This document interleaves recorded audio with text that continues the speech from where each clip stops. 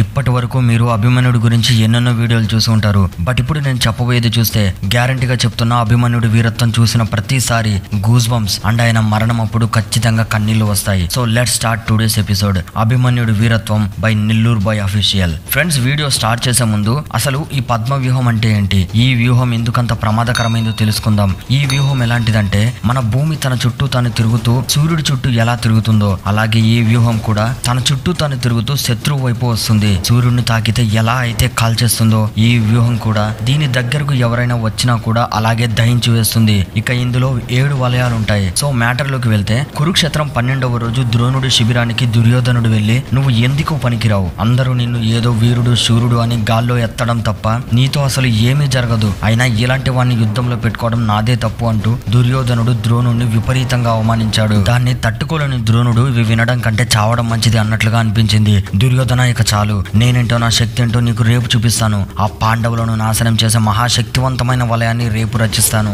ఆ వ్యూహం సాటి లేనిది, ఓటమి ఎరుగనిది, దాన్ని మించిన వ్యూహం అనేది మరొకటి లేదు. కానీ ఆ వ్యూహం అర్జునుడు లేనప్పుడు మాత్రమే ఫలిస్తుంది. ఎందుకంటే దాన్ని ఛేదించడం అర్జునుడికి బాగా తెలుసు. అర్జునుని దూరంగా తీసుకెళ్లే బాధ్యతను నువ్వు చూసుకో, ఈ పాండవ సైన్యాన్ని నాశనం చేసే బాధ్యతను నేను తీసుకుంటాను అని అంటాడు. దానికి దుర్యోధనుడు ఒప్పుకుంటాడు. 13వ రోజు యుద్ధం ప్రారంభమైంది. ఆ రోజు అర్జునుడికి తెలుసు, ఎలా అయినా ఈ రోజు ధర్మరాజుని కాపాడుకోవాలని పాండవ సైన్యంలోని వీరులను వెంట పెట్టుకొని ధర్మరాజుకి కంచు కోటలాగా కాపలా కూర్చున్నాడు. ఇంతలో దుర్యోధనుడు అర్జునుడిని ధర్మరాజు నుంచి దూరంగా తీసుకెళ్లే పన్నాగంలో భాగంగా కౌరవ సైన్యంలోని కొంత భాగమైన సంసప్తకులను అర్జునుడి వైపుకు పంపించాడు. ఆ సంసప్తకుల నాయకుడు ఇలా అంటున్నాడు, ఏంటి అర్జున, మీ అన్న ఒక రాజు అనుకుంటున్నావా లేకపోతే కన్య అనుకుంటున్నావా, వదిలి రాలేవా? ఇక ఏంటి, పాండవులకి పౌరుషం ఉండదా, యుద్ధానికి రమ్మంటున్నా కూడా రాలేకపోతున్నావా అర్జున? ఇప్పుడు అర్థమైంది, అన్న పేరు అడ్డం పెట్టుకొని నిన్ను నువ్వు కాపాడుకుంటున్నావని ఎగతాళిగా చేస్తూ గట్టిగా నవ్వుతూ ఉన్నాడు. అర్జునుడికి తెలుసు వీళ్ళు రెచ్చగొట్టడానికే ఇలా మాట్లాడుతున్నారని, కానీ ధర్మరాజు దాన్ని సహించలేకపోయాడు. వీరాది వీరుడైన అర్జునుడిని అన్ని మాటలంటుంటే సహించలేక, అర్జున ఇక చాలు, వెళ్లి వారి అంతు చూడు అంటూ సైగ చేశాడు. అన్నయ్య, ఇదంతా ఒక ఉచ్చు లాంటిది, అయినా సరే మన రాజ్యంలోని వీరులని నీకు కాపలాగా ఉంచుతున్నాను, జాగ్రత్తగా ఉండు అంటూ శ్రీకృష్ణుని సారథ్యంలో వారితో యుద్ధానికి బయలుదేరాడు. ఆ సంసప్తకులు అర్జునుని చూసి పారిపోతున్నారు. అలా వెళ్తూ వెళ్తూ కొత్తగా ఇంకొంతమంది కలుస్తూ ఉన్నారు. 100ల్లో ఉన్న సైన్యం వేళ్లలో మారింది. ఆ సైన్యం సంఖ్య 10,000కు చేరింది. ఆఖరిగా అలా కలుస్తూ కలుస్తూ ఆ సంసప్తకుల సైన్యం 30,000కు పైగా చేరుకుంది. ఇదంతా ఒక పెద్ద పన్నాగమని శ్రీకృష్ణుడు అర్జునుడితో అన్నారు. అందరూ ఒక్కసారిగా ఆగిపోయారు. అవతల 30,000కు పైగా సంసప్తకుల సైన్యం, ఇటువైపు అర్జునుడు ఒక్కడే. కృష్ణ, ఈ రోజు అయితే నా జీవితంలో ఆఖరి రోజు అవ్వాలి. ఒకవేళ అలాగే అయినా కూడా వీరిలో ఏ ఒక్కరిని ప్రాణాలతో వదలను అంటూ నా గాంధీవం పవర్ ఏంటో ఈ రోజు వీళ్ళకి రుచి చూపిస్తాను అంటూ రథంలోని కొంచెం ఎత్తుగా ఉన్న దాని మీద కాలు పెట్టి గాంధీవానికి తన అంబుల సయ్య నుంచి బాణాలను తీసి మెరుపు వేగంతో వారిపై వీర విహారం చేయడం స్టార్ట్ చేస్తాడు. ఇక మిగిలింది మీరే ఊహించుకోండి. ఇటు ధర్మరాజు వైపు ముందు నుంచే కౌరవ సైన్యం గరుడ వ్యూహంతో యుద్ధం చేస్తుంది. దాన్ని పాండవులు సునాయాసంగా ఛేదించగలరు. అయితే అర్జునుడు అక్కడ 30,000 మంది సంసప్తకులతో ఒకే ఒక్కడు యుద్ధం చేస్తున్నాడని ధర్మరాజుకి తెలిసింది. అంటే ఒకవేళ అర్జునుడు ఆ 30,000 మందిని చంపినా కూడా అస్త్రాలు శస్త్రాలు తన యావత్ శక్తిని ఉపయోగించి పోరాడాల్సి ఉంటుంది. అయినా అది కూడా సాయంకాలం వరకు. అంటే అర్జునుడిని ఒక రోజు పాటు వారు నిర్బంధించారని ధర్మరాజుకి తెలిసిపోయింది. దుర్యోధనుడు ద్రోణునితో, ఆచార్య, మీరు చెప్పినట్టు అర్జునుడిని దూరంగా తీసుకెళ్లాను, ఇక మీ పని మిగిలిపోయింది అని అంటాడు. దానికి ద్రోణుడు, ఇప్పుడు చూడు నా ప్రతాపం ఏంటో అంటూ ఆ రథంలోని ఎత్తైన దాని మీద కాలు పెట్టి గుండెల నిండా గాలి పీల్చుకొని తన శంఖాన్ని పెదాలకు ఆనిస్తూ ఊపిరంతా ఉపయోగించి గట్టిగా శంఖాన్ని ఊదాడు. దాంతో కౌరవ సైన్యం యుద్ధం చేయడం ఆపేసి అందరూ దూరంగా జరుగుతూ ఒక విచిత్రమైన వలయంలోకి మారిపోయారు. ఆ వలయం 7 వరుసల్లో ఉంది. ముందున్న వరుసలో బాణాలతో యుద్ధం చేసేవారు, ఆ తర్వాత గుర్రాల మీద అశ్వదళం, ఆ తర్వాత గజదళం, ఇలా ఒక్కొక్క వరుసకి ఒక్కొక్క పవర్ తో ఆఖరి వలయంలో సేనాపతి, మంత్రి, రాజు, ఇలా ముఖ్యమైన వారందరూ ఉన్నారు. ఆ వలయం తిరుగుతూ తిరుగుతూ ముందుకు వస్తుంది. అలా కదులుతూ పాండవ సైన్యాన్ని తునకలు చేస్తుంది. పాండవ సైన్యం ఎంత ప్రయత్నించినా ఆ వలయాన్ని ఛేదించడం మాత్రం ఎవ్వరి వల్ల కాదు. అలా ఎందుకు అంటే, ఒకవేళ ఆ వలయం మీద ఎవరైనా బాణాన్ని ప్రయోగించినా కూడా చనిపోయిన నాయకుడి స్థానంలో మరొకరు వచ్చి చేరుతూ ఉన్నారు. సో దాన్ని ఛేదించడం అనేది ఇంపాసిబుల్. కాబట్టి దీన్ని ఒక ఫార్ములాతో కొడితే తప్ప ఆ వలయాన్ని ఛేదించలేరు. ఆ ఫార్ములా తెలిసిన అర్జునుడు ఇక్కడ లేడు. ఆ వలయం తిరుగుతూ తిరుగుతూ పాండవ సైన్యాన్ని నాశనం చేస్తూ ముందుకు వస్తుంది. పాండవ సైనికులు తమ ఆయుధాలను వదిలేసి పారిపోతున్నారు. ఎందుకంటే అది మృత్యువులా ఉంది కాబట్టి. అది టచ్ అయిన మరుక్షణం మరణం తప్ప మరే వేరే దారి లేదు. అప్పుడు ధర్మరాజు సైన్యాన్ని ఉద్దేశించి, వీరులారా, మన సైన్యం మొత్తంలో అర్జునుడు ఒకే ఒక్కడు వీరుడున్నాడా? అతను లేకపోతే మనం ఓటమి భయంతో చావాల్సిందేనా? దీన్ని ఎదిరించే మగాడు ఒక్కడు కూడా లేడా అంటూ గట్టిగా అరిచాడు.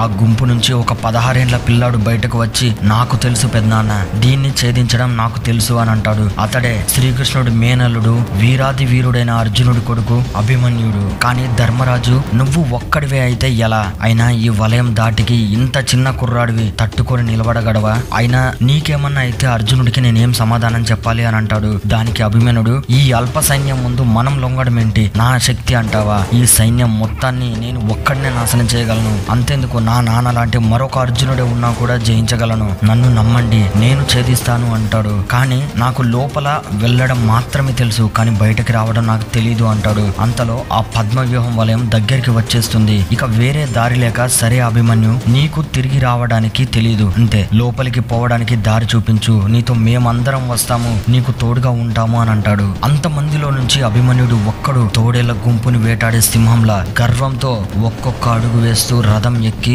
ముందుకు నడుస్తూ ఉన్నాడు. తన బాణం నుంచి ఒక 5 బాణాలను తీసి మొదట ఉన్న 5 వరుసల్లో వేరే వేరే దిశలలో బాణాలను వేశాడు. ఆ వలయం తిరుగుతూ ఉండడంతో ఒకరి తర్వాత ఒకరు పడిపోవడంతో 5 వరుసలు ఒకేసారి ఖాళీ అయ్యి ఒక దారిలాగా ఏర్పడింది. అభిమన్యుడు ఆ పద్మ వ్యూహంలోకి వెళ్ళాడు. ఒక్కొక్కరితో యుద్ధం చేస్తూ వేటాడడాన్ని మొదలు పెట్టాడు. అంతలో ఈ వలయం దుర్యోధనుడికి తెలిసింది. ఆచార్య, ఎవరు ప్రవేశించలేరు అన్నారు, మరొకడు వచ్చేశాడు అని అంటాడు. దానికి ద్రోణుడు, ఇందులో ప్రవేశించడం అర్జునుడికి తప్ప ఇక్కడ ఇంకెవ్వరికి తెలియదు. అయినా ఒకవేళ ఎవడైనా వస్తే సింహం నోట్లోకి చిట్టెలక వచ్చినట్లే, వాడి చావును వాడే కోరుకున్నట్లే అని అంటూ నవ్వుతాడు. అభిమన్యుడు సైన్యం కోసం వెనక్కి చూశాడు. ఒక్కరు కూడా కనబడలేదు. ఆ 5 వలయాలు మూసుకుపోయాయి. అసలు వారు లోపలికి ఎందుకు రాలేదో అర్థం కాలేదు. దీనికి ఒక కారణం ఉంది, అతడే సైంధవుడు. ఆ ఫుల్ స్టోరీని నేను వేరే వీడియోలో చెప్తాను. సైంధవుడికి పరమశివుడి వరం ఉంది. అదేంటంటే అర్జునుడిని మినహాయించి పాండవులనే 1 రోజు పాటు అడ్డుకునే వరం. దీనినే ఈ సైంధవుడు ఇక్కడ వాడుకుని పద్మవ్యూహంలోకి పాండవులు రాకుండా ఆపగలిగాడు. అంటే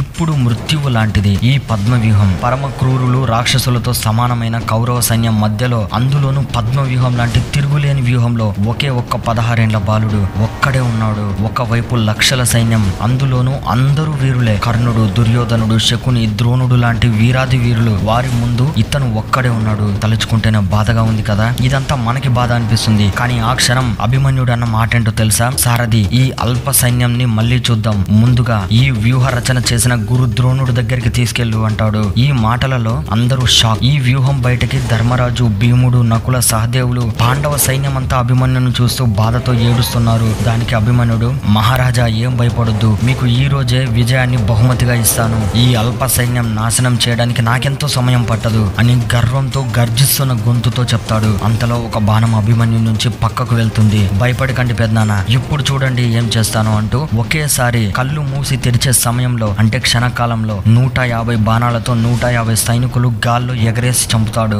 ఇంతలో మిగిలిన వలయంలో కూడా అభిమన్యుణ్ణి చుట్టుముడతాయి. ఒకేసారి సైనికులు బల్లాలతో, అశ్వదళం, గజదళం బాణాలతో, మిగతా వీరులు రకరకాల అస్త్ర శస్త్రాలతో అందరూ కలిసి ఒకే ఒక్కడిగా ఉన్న అభిమన్యుడి మీదకి వస్తారు. అభిమన్యుడు భయపడ్డం కాదు కదా, తోడేళ్ల గుంపును వేటాడే సింహంలా వారి మీద బాణ పరంపరను కునిపిస్తూ వీర విహారం చేస్తాడు. సంజయుడు ధృతరాష్ట్రుడితో, మహారాజా, ఇప్పుడు ఎవడో ఒకడు పద్మవ్యూహంలోకి వచ్చాడు. దానికి ధృతరాష్ట్రుడు, పాపం, వాడి చావు వాడే రాసుకున్నాడా అంటూ నవ్వుతారు. అంతమంది మధ్యలో అభిమన్యుడు ఒక్కడే కౌరవ సైన్యాన్ని ముచ్చమటలు పుట్టిస్తున్నాడు. ఇతని బాణం వేగానికి అల్లెతాడు వేడెక్కి తెగిపోతుంది. మరో ధనస్సును అందుకొని ఏ ఒక్కడిని వదలకుండా కౌరవ సైన్యాన్ని ఊచకోత కోస్తున్నాడు. కౌరవ సైన్యం అలసిపోతుంది తప్ప ఇప్పటికీ అభిమన్యుడికి అలసట కాదు కదా, ఒక్క చిన్న గాయం కూడా కాలేదు. ఫ్రెండ్స్, అర్జునుడి కొడుకు కౌరవులని ఎలా హింస పెట్టాడో, ఎన్ని రకాలుగా కొట్టాడో, అర్జునుడి కంటే ఎంత గొప్ప వీరుడో, ఆయన చేసిన యుద్ధం చరిత్రలో ఎందుకు మిగిలిపోయిందో, ఆయనని అందరూ కలిసి ఒకేసారి ఎలా చంపారో, చనిపోయే ముందు ఆయన ఎంతమందిని చంపాడో, చనిపోతూ ఏం మాట్లాడాడో, ఇవన్నీ అభిమన్యుడి వీరగాథ పార్ట్ 2లో చెప్తాను. ఇప్పటి వరకు చెప్పింది జస్ట్ ట్రైలర్ మాత్రమే. అసలైన సినిమా పార్ట్ 2లో ఉంది. ఆయన వీరత్వం, ఆయన వీరగాథ త్వరలోనే మీ ముందుకు తెస్తాను. అది కావాలి అనుకుంటే పార్ట్ 2 అని కామెంట్ చేయండి. ఈ వీడియో ఎలా ఉందో కామెంట్ లో చెప్పండి. వీడియో నచ్చితే ఒక లైక్ చేయండి. అభిమన్యుడి వీరగాథ పార్ట్ 2లో కలుసుకుందాం. జై హింద్, జై భారత్, జై శ్రీకృష్ణ.